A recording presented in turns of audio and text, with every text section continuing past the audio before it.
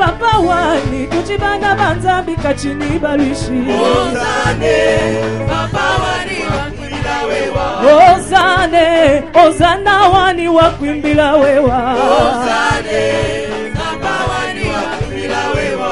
Ozane, Ozana wani wakwimbila wewa. Ozane, Papa wani wakwimbila wewa. Papa wani tuchibana banzambi kachini balushi. Ozane, Papa wani wakwimbila wewa. Une petite explication. Quand on donne la prophétie pour une personne, c'est pour la personne là. Ce n'est pas pour toi. Ce n'est pas à toi de faire des commentaires et ça ne te concerne pas pour que tu retiennes et tu ailles dire aux autres non. L'église, d'abord, ce qui doit vraiment caractériser l'église, c'est la discipline et la crainte de Dieu et le respect. Parce que Dieu, c'est un Dieu d'ordre. La prophétie, ça se donne toujours publiquement comme ça, selon la Bible. Mais c'est aux gens d'être disciplinés. Il ne faut pas faire de la prophétie d'une personne un sujet de chantage. Non, ça, Dieu va te frapper. On ne va pas changer la parole de Dieu pour te craindre toi, non. Amen.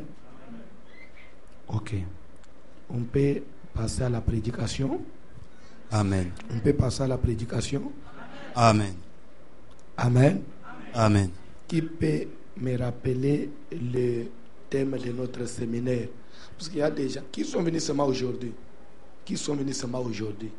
Qui sont là seulement aujourd'hui. Ok, que Dieu vous bénisse. Qui peut nous rappeler le sujet de notre séminaire? Nous parlons sur quoi? Rapidement. Pardon? Mais une personne pouvait parler. Beaucoup de gens à la fois gênés. Qui peut parler? Oui, maman.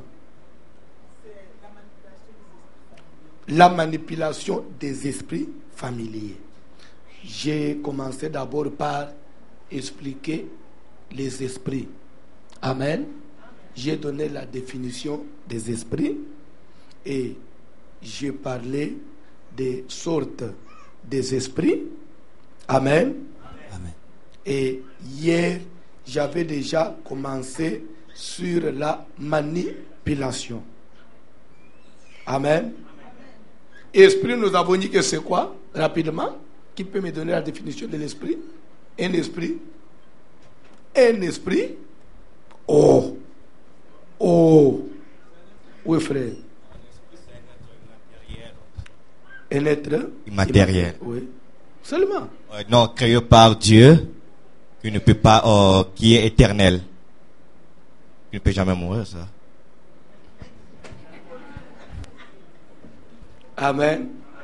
Bref, ça c'était dans les notés bien. Dans les notés bien, j'ai signalé que tout ce qui est esprit, ça vous devez retenir, tout ce qui est esprit est éternel. Tout ce qui est esprit est éternel. L'esprit n'a pas de fin. L'esprit a été créé pour vivre éternellement. Il n'y a que le corps qui a une fin. Mais tout ce qui est esprit est éternel. C'est pourquoi Dieu est éternel. Satan est éternel. Les démons sont éternels. Les anges sont éternels. Parce qu'ils sont esprits. Amen. Amen. L'ange n'a pas de l'âge. Ça, vous connaissez. Qui peut me donner l'âge des anges? Ils ont quel âge? Hein? Ils n'ont pas l'âge. Puisqu'ils n'ont pas l'âge, ils n'ont pas de fin. Ils ne vieillissent pas. Parce qu'ils sont esprits. Amen. Amen. Donc, notez bien, l'esprit est éternel. L'esprit, c'est un être créé par Dieu. Et cet être est immatériel, c'est-à-dire n'a ni corps ni os. L'être là, il est invisible. Amen. Puisqu'il est invisible, il peut se déplacer sans moyen de transport. Il n'a pas de barrière. L'esprit ne connaît pas de barrière. L'esprit, pour passer, il n'a pas besoin qu'on enlève ses murs. Ce qui nous bloque, c'est le corps. Quand j'ai un corps, pour passer ici, des fois, j'aurai des difficultés. Mais l'esprit, lui, traverse. Amen. C'est pourquoi Jésus, après la résurrection, il était passé du monde physique vers le monde spirituel. C'est comme ça que la maison était fermée. Il pouvait se retrouver avec ses disciples sans que la porte soit ouverte. Pourquoi? Parce qu'il était déjà esprit. Amen. Que Dieu vous bénisse. J'ai dit qu'il y a combien de sortes d'esprit? 3. Première sorte. Pardon? Il y a les esprits de la divinité. Dans les esprits de la divinité, nous retrouvons quoi? Qui est qui? Nous retrouvons là-bas Dieu lui-même comme l'esprit supérieur et son armée. Dans l'armée de Dieu, c'est là où nous trouvons toute la classe des anges. Il y a des archanges, il y a des anges subalternes. Parmi les archanges, il y a les 24 veillards. Ils font partie des archanges. Les 4 êtres vivants, ça fait partie des archanges. Il y a les chérubins, il y a les séraphins. Amen. Et après, il y a les anges subalternes. Ça, c'est le premier groupe. Deuxième sorte des esprits, nous avons les esprits démoniaques ou les démons. Et dans cette famille, nous trouvons qui est qui? Nous trouvons d'abord Satan qui est le maître de tous les démons. Et après Satan, il y a les démons, l'armée du diable, et donc des démons. Parmi les démons, il y a d'abord les êtres spirituels comme anges déchus, depuis ceux qui s'étaient rebellés avec le diable au ciel. Nous les appelons les esprits vagabonds ou l'esprit de l'air. Après, petit b, rapidement, esprit humain, c'est-à-dire c'est la famille de tous les sorciers, les magiciens, les occultistes, c'est-à-dire esprit humain, c'est-à-dire des personnes vivantes, mais qui rentrent en contact, qui rentrent dans le monde spirituel, sont capables de se concentrer et d'entrer dans le monde spirituel et opérer là-bas. Nous les appelons des esprits humains. Les démons, ils sont démons. Au même titre que les êtres spirituels, les anges déchus. Petit c, pas l'esprit des morts. Quand on dit l'esprit des morts, c'est autre chose. L'esprit des revenants. Ou l'esprit de ceux qui sont morts. Mais dire esprit des morts, c'est-à-dire, là j'expliquerai après. Amen. Et quatrièmement, les esprits des animaux. Je vais expliquer après. Et troisième sorte, troisième famille des esprits, les esprits des hommes, c'est-à-dire tels que nous sommes ici, chacun il a un esprit en lui. Et c'est cet esprit-là qui se manifeste après la mort. C'est cet esprit que soit Dieu va le récupérer, ou soit c'est Satan qui va le récupérer.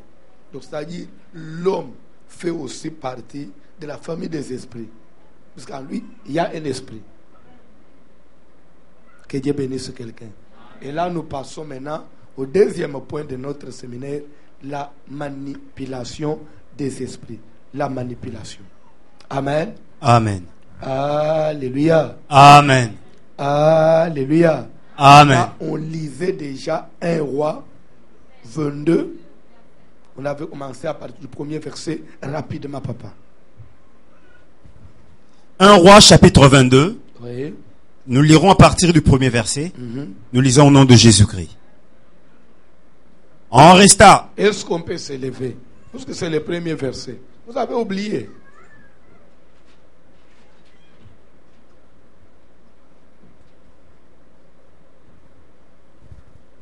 Un Roi chapitre 22, nous lirons à partir du premier verset, nous lisons au nom de Jésus-Christ.